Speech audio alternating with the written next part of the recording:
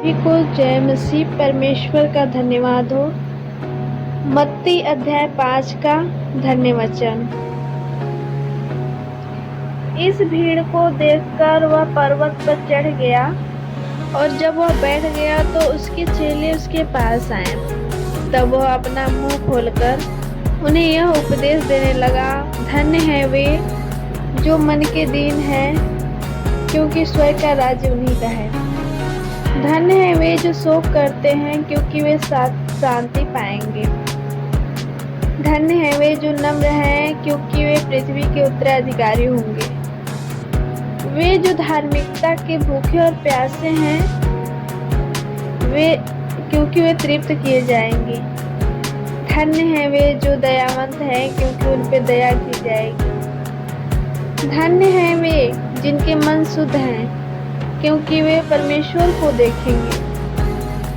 धन्य है वे जो मेल कराने वाले हैं, क्योंकि वे परमेश्वर के पुत्र कहलाएंगे।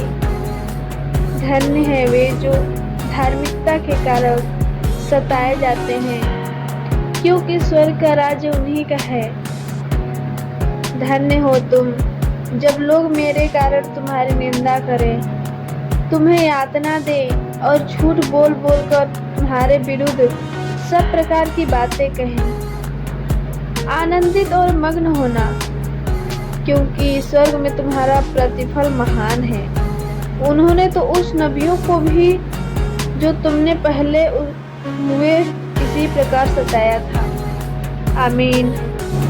दूसरा वचन है यीशु की परीक्षा, मत्ती अध्याय 4 का।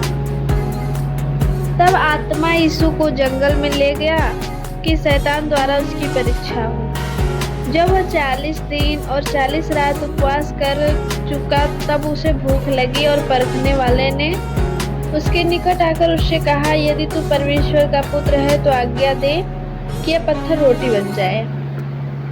पर उसने उत्तर दिया, यह लिखा है, मनुष्य केवल रोटी से ही नहीं परंतु हर एक वचन से परमेश्वर के मुख से जो निकली है जीवित रहेगा। तब शैतान उसे पवित्र नगर में ले गया और मंदिर के शिखर पर खड़ा करके उसने उससे कहा, यदि तू परमेश्वर का पुत्र है तो हमें अपने आप को नीचे गिरा दे, क्योंकि लिखा है, वह तेरे विषय में अपने स्वर्गदूत को आज्ञा देगा और वे तुझे हाथों हाथ उठा लेंगे।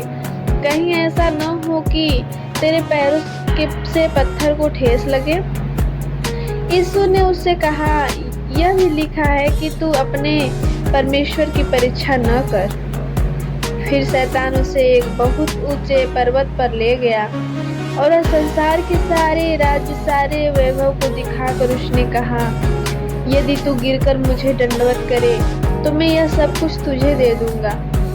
तब यीशु ने उससे कहा, हे शैतान, दूर हो जा,